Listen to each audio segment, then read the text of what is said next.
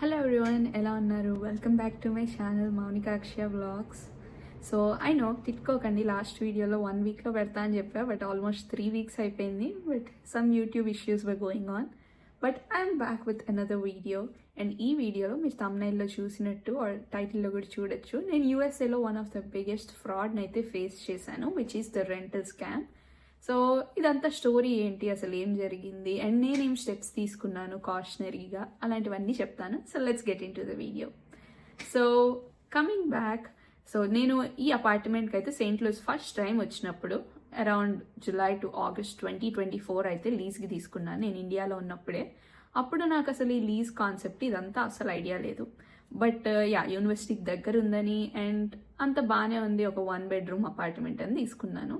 And I paid a deposit of around $1,070, which is 1 month rent and also Wi-Fi bill అవన్నీ included అనమాట. So ఆ 1,070 నేను deposit కట్టాను, and తర్వాత monthly rent కూడా అది స్టార్ట్ అయిపోయింది. సో నేను ఆ అపార్ట్మెంట్ లీజ్కి తీసుకున్నప్పుడు ఒకళ్ళు అయితే ఓనర్గా ఉన్నారు, లైక్ అపార్ట్మెంట్ మేనేజ్మెంట్ వాళ్ళు, ఒక కంపెనీ ఎస్సీ వైడ్ ఫండ్ అని అలా వాళ్ళు ఉన్నారు. నేను వాళ్ళకి అవన్నీ పే చేశాను, అండ్ అది కూడా చాలా హెక్టిక్ ఉండేది. బట్ తర్వాత కొన్ని మంత్స్ తర్వాత వాళ్ళు, నేను ఆ అపార్ట్మెంట్లో ఉన్నప్పుడే అపార్ట్మెంట్ మేనేజ్మెంట్ వాళ్ళు చేంజ్ అయ్యారు. తర్వాత అది వేరే కంపెనీ, నేను ఆ కంపెనీ నేమ్స్ కంప్లీట్గా ఇప్పుడు డిస్క్లోజ్ చేయకూడదు ఆర్ చేయట్లేదు, ఎందుకంటే అది మీకు నెక్స్ట్ వీడియోలో తెలుస్తుంది. సో ఆ అపార్ట్మెంట్ మేనేజ్మెంట్ వాళ్ళు అయితే లైక్ కొత్త వాళ్ళు వచ్చారు. సో ఆ కొత్త వాళ్ళు వచ్చాక ఫస్ట్ ఇనిషియల్లీ ఏం ప్రాబ్లం లేదు, దానికి ఒక మేనేజర్ ఉండేవాడు. సో మా అపార్ట్మెంట్కి ఏం ఇష్యూస్ ఉన్నా వాళ్ళకి మెసేజ్ చేసేవాళ్ళం మా మేనేజర్కి. He was very responsive, like వెంటనే రెస్పాన్సెస్ ఇవ్వడం, రిప్లైస్ ఇవ్వడం అలా చేసేవాడు. బట్ నేను తర్వాత ఆల్మోస్ట్ ఇంకా మే 2025కి ఇండియా వెళ్ళాను. లైక్ అప్పటికి ఒక 9 months దాకా అయింది నేను అపార్ట్మెంట్లో ఉండి. ఇంకా నేను ఇండియా వెళ్ళాను అండ్ నేను వాళ్ళకి మెసేజ్ చేస్తూ ఉన్నాను. మాకు ఈ మధ్యలో తెలిసింది ఏంటంటే, ఓకే అపార్ట్మెంట్ మేనేజర్ చేంజ్ అయ్యాడు అని. బట్ అతని నుంచి మాకైతే అసలు ఏం మెసేజెస్ రాలేదు.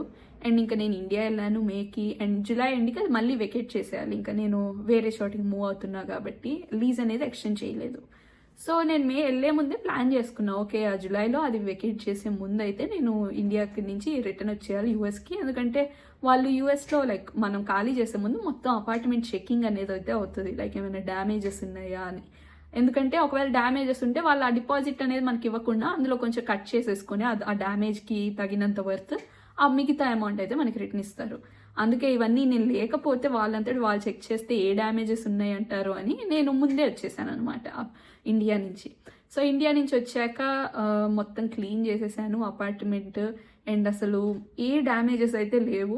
అండ్ అపార్ట్మెంట్ మేనేజర్కి ముందే నేను మెయిల్స్ చేస్తున్నా, ఇలా నేను ఖాళీ చేస్తున్నాను ఇన్స్పెక్షన్కి కావాలి అని. బట్ ఒక్క రిప్లై కూడా లేదు. లక్కీగా నా దగ్గర మెయింటెనెన్స్ వాళ్ళదైతే నెంబర్ ఉంది. సో వాళ్ళకి చేస్తే వాళ్ళు ఒక అపాయింట్మెంట్ లాగా ఇచ్చారు, వాళ్ళు వచ్చి చెకింగ్ చేయడానికి. అండ్ ఆ డేట్కి నేను అక్కడ ఉన్నాను, వాళ్ళు మొత్తం చెక్ చేశారు ఆ మెయింటెనెన్స్ వాళ్ళు. ఓకే ఆల్ గుడ్, మీ అపార్ట్మెంట్ మొత్తం బాగుంది, మీకు వచ్చేస్తే రిఫండ్ అని చెప్పారు. అండ్ ఆ మెయింటెనెన్స్ వాళ్ళు మెసేజ్ కూడా చేశారు, మీ బ్యాంక్ డీటెయిల్స్ ఆన్లైన్లో ఉన్నాయి కదా, మీకు మొత్తం రిఫండ్ వచ్చేస్తుంది అన్నారు విత్ ఇన్ 1 month. సో నేను ఎంతసేపటికి 1 month ఆగాను, ఏం లేదు. ఓకే మేబీ కొంచెం డిలే అయిందేమో అని ఇంకో 15 days ఆగాను, ఏం రిప్లై లేదు. తర్వాత మెయింటెనెన్స్ వాళ్ళని అడిగాను, ఇలా ఏంటి మా దగ్గర రాలేదు ఇంకా రిఫండ్, ఎందుకంటే ఆ మేనేజర్కి మెయిల్ చేస్తుంటేనేమో మాకు రిప్లై ఇవ్వట్లేదు, అసలు ఏమవుతుంది అని. సో ఆ మెయింటెనెన్స్ ఆమెమో మాకేం సంబంధం లేదు, మేబీ వాళ్ళ దగ్గర మీ బ్యాంక్ డీటెయిల్స్ ఇవ్వలేదేమో, have you ever tried paying through your card or anything like that in online అని అడిగారు. నేను మోస్ట్లీ చేసింది క్యాష్ పేమెంటే కాబట్టి రెంట్కి, సో నా దగ్గర మేబీ లేదేమో అని ఇంకో $2 ఎక్స్ట్రా మళ్ళీ ఏదో ఫీజు లాగా కట్టి మళ్ళీ నా కార్డ్ డీటెయిల్స్ సో దట్ వాళ్ళ దగ్గర ఉంటాయని మళ్ళీ ఏదో పేమెంట్ చేశారు $2 అలా. సో ఈసారి వాళ్ళ దగ్గర నా బ్యాంక్ డీటెయిల్స్ ఉన్నాయి, కార్డ్ డీటెయిల్స్ ఉన్నాయి, అన్నీ ఉన్నాయి కదా. సో మళ్ళీ అగైన్ నేను కొన్ని రోజులు వెయిట్ చేశాను, మేబీ టైం పడుతుందేమో అని. మళ్ళీ వాళ్ళకి మెయిల్ చేస్తే, అవునా అయితే మాకు తెలీదు, మాకైతే ఏం సంబంధం లేదు, మేము ఇక్కడ వరకు చేయగలం, but after this only the manager needs to take care of it అన్నారు. నాకేమో అర్థం కాలేదు, లైక్ ఏంటి మేనేజర్ ఏమో రిప్లై ఇవ్వట్లేదు, మెయింటెనెన్స్ వాళ్ళేమో నాకు సంబంధం లేదంటున్నారు, నేను ఎవరిని అడగాలి వెళ్ళి, పోనీ వదిలేద్దామా అంటే almost $1,100, that is equivalent to 95,000. అది పైగా నేను ఏమి డ్యామేజెస్ చేయలేదు, ఏం చేయలేదు, నేను ఇండియా నుంచి ఎర్లీగా వచ్చా only for this purpose. So అదంతా నాకు అస్సలు అర్థం కాలేదు. అండ్ ఐ వాజ్ క్లూలెస్, ఎందుకంటే అప్పుడు నాకు ఐడియా వచ్చింది, ఓకే వాళ్ళ ఆఫీస్కి వెళ్దాం, ఏమైంది ఆఫీసే కదా, డైరెక్ట్గా వెళ్ళి అడుగుదాం మేనేజర్ని అనుకున్నాను. అండ్ వాళ్ళ వెబ్సైట్కి వెళ్తే ఆ అపార్ట్మెంట్ మేనేజ్మెంట్ వాళ్ళది ఒక అడ్రస్ అయితే ఇచ్చారు. అండ్ ఆ అడ్రస్కి కూడా వెళ్ళాను మళ్ళీ. నేను ఆ అడ్రస్కి వెళ్తే అదొక పెద్ద లైక్ అపార్ట్మెంట్స్ బిల్డింగ్ అనమాట. లైక్ అన్ని ఆఫీసెస్, కార్పొరేట్ ఆఫీసెస్ అలాంటివన్నీ ఉన్నాయి. అండ్ అక్కడికి వెళ్తే వాళ్ళు ఇచ్చిన అపార్ట్మెంట్కి ఈ అపార్ట్మెంట్ మేనేజ్మెంట్ ఈ పేరుతో అయితే ఇక్కడ ఏం లేవు అన్నారు.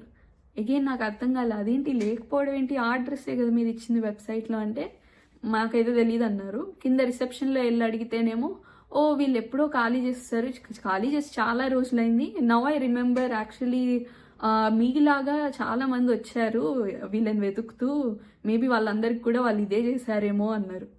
నేను అసలు షాక్, ఇంత ఓపెన్గా ఫ్రాడ్, ఒక రాంగ్ అడ్రస్ ఏమో వెబ్సైట్లో పెట్టేసి ఇంకా రిప్లై ఇవ్వకుండా మెయిల్స్కి, అలా పాపం ఎంతమంది వచ్చింటారు, ఎంతమంది నీడీ పీపుల్. ఎందుకంటే అది అగైన్ స్మాల్ అమౌంట్ కాదు కదా, ఇంకా నాది 1 bedroom అపార్ట్మెంట్ కాబట్టి $1,100. మేబీ పెద్ద అపార్ట్మెంట్స్ ఆర్ ఓన్ హౌసెస్ ఇలా తీసుకున్న వాళ్ళకి $3,000-4,000 కూడా అవ్వచ్చు కదా. అండ్ ఆ రిసెప్షన్ ఆమె she was very good, I'm completely thankful to her.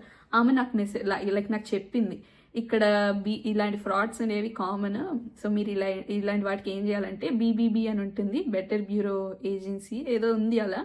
So వాళ్ళకైతే మీరు మెసేజ్ చేయండి ఇప్పుడు జరిగిందంతా, అండ్ ఆల్సో అటార్నీ జనరల్ కానీ, అండ్ ఒకవేళ కుదిరితే న్యూస్ ఛానల్స్కి వెళ్ళిపోండి, ఇట్స్ ఫైన్ అది ఇది అన్నారు. బట్ ఎంతన్నా మనం ఇమిగ్రెన్సీ ఇంటర్నేషనల్ స్టూడెంట్స్ కదా, అంత రిస్క్ తీసుకోకూడదు న్యూస్ ఛానల్స్కి వెళ్ళేంత అని నేను నార్మల్గా లైక్ ఈ BBBలో కంప్లైంట్ చేశాను. సో నేనేం ఎక్స్పెక్ట్ చేసా, ఓకే వాళ్ళు మెసేజ్ చేస్తారు అపార్ట్మెంట్ వాళ్ళకి, అట్లీస్ట్ వాళ్ళకైనా రెస్పాన్స్ ఇవ్వాలి కదా అనుకున్నాను. అగైన్ వాళ్ళకి కంప్లైంట్ చేస్తే మీ కంప్లైంట్ మేము యాక్సెప్ట్ చేస్తున్నాం, ఇట్స్ ఆల్ ట్రూ అని చెప్పారు. As like okay fine, at least someone is listening to my story అని. And they said like okay మేము కూడా మెసేజ్ చేస్తాం అపార్ట్మెంట్ మేనేజ్మెంట్ వాళ్ళకి అన్నారు. ఓకే వాళ్ళకి మెసేజ్ చేశారు, అండ్ అగైన్ వాళ్ళకి కూడా రెస్పాన్స్ లేదు. ఇట్ వాస్ లైక్ మేబీ వాళ్ళు ఒక 3 to 4 weeks వెయిట్ చేసినట్టున్నారు, and they followed up with another mails to their address or anything, but వాళ్ళకి కూడా రెస్పాన్స్ లేదు. అట్ ద సేమ్ టైం నేను ఇది ఇంకా గవర్నమెంట్ దేమో అనుకున్నాను ఈ BBB, బట్ వాళ్ళు నాకు మెయిల్ చేశారు. అగైన్ మేము కాంటాక్ట్ చేయడానికి ట్రై చేసాము, వాళ్ళ నుంచి ఏం రెస్పాన్స్ లేదు. సో మేమైతే ఇంకా ఏం చేయలేము, ఎంతైనా మేము గవర్నమెంట్ కాదు కదా, will try our best to get the response, but వాళ్ళు రెస్పాన్స్ ఇవ్వలేకపోతే మేము ఏం చేయలేము అన్నారు. Again back to square one, నా డబ్బులు నేను ఎలా తెచ్చుకోవాలి. అండ్ వాళ్ళు ఏమన్నారంటే లైక్ మా వెబ్సైట్లో ఇంకా ప్రెసెంట్ నుంచి వీళ్ళకి బ్యాడ్ రేటింగ్స్ ఉంటాయి, like we don't recommend using that apartment management అన్నారు. ఓకే మీరు ఇవ్వండి, బట్ ఇట్స్ గుడ్ దట్ అది ఇంకొకరు యూజ్ అవుతుంది, but at the same time నా పరిస్థితి ఏంటి ఇప్పుడు, నేను ఎవరిని మళ్ళీ మనీ అడగాలి. లైక్ అటార్నీ జనరల్ దగ్గరికి వెళ్తేనేమో వాళ్ళు like they were not so responsive, or like వాళ్ళు ఏదో రిప్లై ఇచ్చారు, ఇది మా కిందకి రాదు వేరే వాళ్ళ కిందకి వస్తుంది, వాళ్ళకి ట్రై చేసి చూడండి అని. నాకు అది అర్థం కాలేదు. That's when I kept a reel in Instagram about my issue, and I'm very very thankful. చాలా బాగా రీచ్ వచ్చింది, అండ్ ఆల్సో నాకు చాలా మంది మెసేజ్ చేశారు అది చేయండి ఇది చేయండి, అండ్ కొంతమంది వాళ్ళ స్టోరీస్ షేర్ చేసుకున్నారు. దట్ ఒకళ్ళకైతే $3,000 or $4,000 అపార్ట్మెంట్ది మొత్తం ఖాళీ చేసి ఏం డ్యామేజెస్ లేకపోయినా స్మెల్, మసాలా స్మెల్ ఎక్కువ వస్తుందని ఎన్నో డాలర్స్ కట్ చేసేసారంట. అసలు ఈ రెంటల్ అప్పుడే నాకు తెలిసింది ఈ రెంటల్ స్కామ్ అనేది ఎంత పెద్దది యూఎస్లో అని. ఎందుకంటే వాళ్ళకి తెలుసు మనం ఇంటర్నేషనల్ స్టూడెంట్స్ ఆర్ ఇమిగ్రెంట్స్, మనం అంత రిస్క్ తీసుకోము కోర్టుకి వెళ్ళి అంత అని. But after several considerations, and నాకు ఇక్కడ యూఎస్లో ఉన్న వాళ్ళ ఫ్రెండ్స్ కానీ వాళ్ళందరూ చెప్పిన దాని ప్రకారం ఇక్కడ స్మాల్ క్లైమ్స్ కోర్ట్ అనేది అయితే ఒకటి ఉంటుంది. సో ఆ కోర్ట్ ఏంటంటే $5,000 లోపు ఏమున్నా కానీ ఇష్యూస్ అందులో వెళ్ళొచ్చు మనం. సో నాది $1,100 కాబట్టి ఆ కోర్ట్కి నేను వెళ్ళి కంప్లైంట్ చేయొచ్చు. సో అప్పుడు ఆ కోర్ట్కి వెళ్ళాను, and this is the first step. ఆ కోర్ట్కి వెళ్ళి I took dare step. I was like okay let's fight this, ఏం కాదు నా సైడ్ నుంచి ఏం తప్పులేదు కాబట్టి I will fight this in the court అనుకున్నాను. బట్ వాళ్ళు అక్కడికి వెళ్తేనేమో మీరు అపోజింగ్ వాళ్ళది అడ్రస్ పెట్టాలి ఇందులో అన్నారు. అడ్రస్ ఎలా పెట్టను, లైక్ ఎందుకంటే వాళ్ళ వెబ్సైట్లో అడ్రస్ ఏమో లేదు, అండ్ ఆ అడ్రస్ ఫేక్. ఇప్పుడు ఒకవేళ ఫేక్దే వాళ్ళు ఇచ్చిందే పెట్టాను అనుకోండి, వాళ్ళ దగ్గర నోటీస్ వెళ్తుంది, బట్ ఎవరు తీసుకోరు, అండ్ అగైన్ కేసు క్యాన్సిల్ అయిపోతుంది. ఎందుకంటే ఆపోజింగ్ వాళ్ళు ఆ నోటీస్ని తీసుకోవాలంట. మళ్ళీ నాకు బ్యాక్ టు స్క్వేర్ వన్ లాగా అనిపించింది. ఇప్పుడు వాళ్ళ దగ్గర లైక్ వాళ్ళ అడ్రస్ నా దగ్గర లేదు, నేను ఎవరికి చెప్పాలి, ఎలా వేయాలి కేసు అని. బట్ లక్కీగా again someone saved my life. ఆ కోర్టులోనే వాళ్ళు చెప్పారు వాళ్ళ అడ్రస్ మీరు వీళ్ళకి కాల్ చేస్తే తెలుస్తుంది అని. వాళ్ళకి కాల్ చేస్తే వాళ్ళు ఒక 3-4 డేస్ తర్వాత నాకు రిటర్న్ కాల్ చేసి వాళ్ళ నేమ్ కనుక్కొని వాళ్ళు నాకు అడ్రస్ ఇచ్చారు finally. So now this time నేను వాళ్ళ లైక్ ఐ థింక్ అది హోమ్ అడ్రస్ ఆర్ వాళ్ళది కంప్లీట్ ఆన్లైన్ కంపెనీ అనమాట. సో నేను ఇంకా రిస్క్ చేయదలుచుకోలేదు మళ్ళీ అదిసారి లైక్ కంపెనీ అడ్రస్ లాగా కూడా కాదు, మేబీ వాళ్ళ ఇల్లు అడ్రస్ ఏమో, ఎందుకంత రిస్క్ అని I tried filing the case in small claims court. So నేను ఇది నవంబర్ ఆ టైంలో అయితే కేసు వేసాను స్మాల్ క్లైమ్స్లో. I paid around $70. బట్ అందుకే నేను వాళ్ళ నేమ్ ఇక్కడ మెన్షన్ చేయదలుచుకోలేదు, ఎందుకన్నా మంచిది కోర్టులో కేసు అయిపోయాక అప్పుడు మీకు మొత్తం చెప్దాము అని. సో కేసు అయితే వేసేసాను $70. ఒకవేళ గెలిస్తే నేను వాళ్ళని అడిగిన మనీ అండ్ ఆల్సో ది $70 మొత్తం అయితే రిఫండ్ వచ్చేస్తాయి. అండ్ నవంబర్ ఆ టైంలో యూఎస్ఏలో ఒక గవర్నమెంట్ షట్ డౌన్ అయింది కదా, దాంతో కోర్ట్స్ అవన్నీ లైక్ డేట్స్ ఇవ్వడం చాలా డిలే అయిపోయింది. నాకు రీసెంట్గా లైక్ మెయిల్ వచ్చింది. లైక్ మెయిల్ అంటే మీరు ఈమెయిల్స్ అనుకుంటారేమో, మెయిల్ అంటే ఇక్కడ లైక్ లెటర్స్ ఆర్ పోస్ట్ వచ్చింది దట్ మీ కోర్ట్ డేట్ అయితే వచ్చింది February 24th మీ court date like or hearing. And ఇక్కడ మోస్ట్లీ ఈ హీరింగ్స్ అన్నీ ఒక సెషన్లోనే అయిపోతాయి, మోస్ట్లీ పోస్ట్ పోన్ అలా ఉండవు. బట్ లెట్స్ హోప్ అట్లీస్ట్ ఈసారన్నా వాళ్ళు నోటీస్ తీసుకున్నారు అని. ఒకవేళ again at the same time notice తీసుకోకపోతే వాళ్ళ అడ్రస్ తెలిసినా కానీ నో యూజ్. సో ఆ నోటీస్ తీసుకున్నారా అనే కోరుకుందాం. అండ్ ఈ February 24th నా హియరింగ్ డేట్ ఏమవుతుంది అనేది మొత్తం తెలుస్తుంది. ఎలా ఫైట్ చేస్తానో కూడా తెలీదు. And the most important thing I felt is నేను కోర్టులో కేసు ఫైల్ చేసేప్పుడు వాళ్ళు నా నేమ్ అడ్రస్ కాకుండా నా పాస్పోర్ట్ నెంబర్ ఇలాంటివి ఏమీ అడగలేదు. I felt so safe with that. ఎందుకంటే మేబీ అలా తీసుకుంటారని తెలిస్తే అసలు సగం మంది కేసు ఫైల్ చేయరేమో కదా, అందుకే మేబీ వాళ్ళు అసలు పాస్పోర్ట్ ఇలాంటి డీటెయిల్స్ అడగలేదేమో. Or I don't know, maybe హియరింగ్లో అన్నా అడగచ్చు. బట్ ఇనీషియల్లీ అయితే నాకైతే ఏం భయం అనిపించలేదు వెళ్ళి అక్కడ కేసు ఫైల్ చేసినప్పుడు. సో మీరు కూడా ఒకవేళ 5,000 ఆర్ బిలో మీకు ఏ ఇష్యూస్ ఉన్నా don't feel afraid to fight in the court in small claims court.